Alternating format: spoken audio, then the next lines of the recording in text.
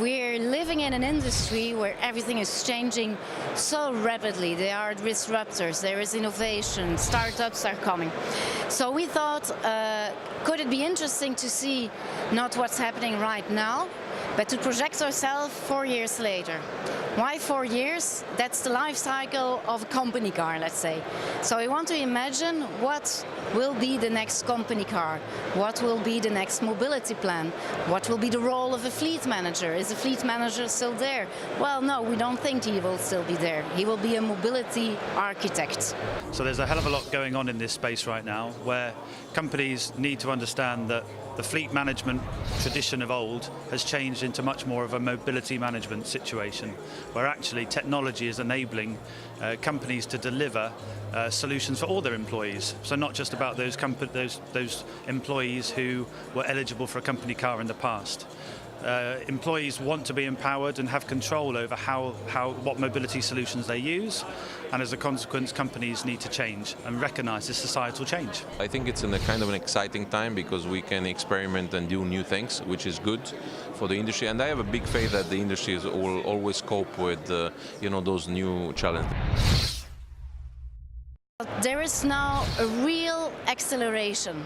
We see companies like Google, like BlaBlaCar, like the startups that were presented today at the Fleet Europe Village in the Startup Corner.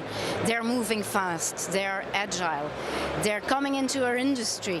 So is there disruption? Yes. Do the suppliers have answers to that? Well, I do think they have. I think they are embracing innovation, they are also embracing these new technologies, they are developing things, and some of them are also behaving like startups. So I'm convinced we are living in the most fantastic time that you can imagine, especially in our industry.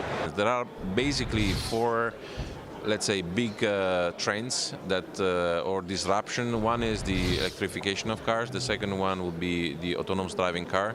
The third one will be the connected car. And there is another trend which is nothing to do maybe or partially with technology, which is the whole sharing economy and the possibility of sharing the usage of a similar car. I think that all of this thing will come. Next year, let's say in the next 10 years.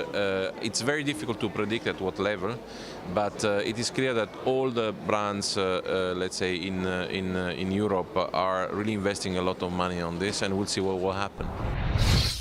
The manufacturers, the leasing companies, the rental companies, they're all in this space of integrated mobility, but they're finding new competition. The tech companies are coming in, integrated service providers want a piece of the action because mobility is big business. If you can crack it, you can win big.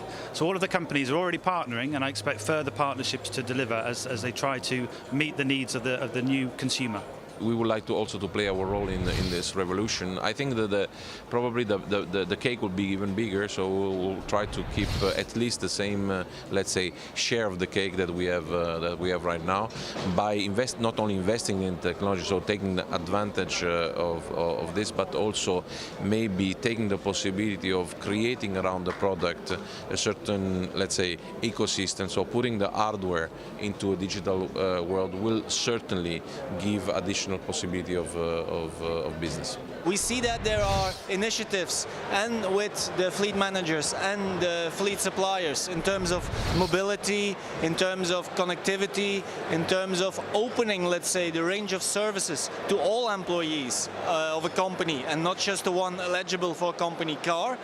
But I have the impression that there is still some work to do in the area of what kind of mobility services, what kind of new fleet initiatives can we introduce in our company, at what level of cost and with what, let's say, return on investment. I think that there is somehow still a question about what is the most efficient way to go forward.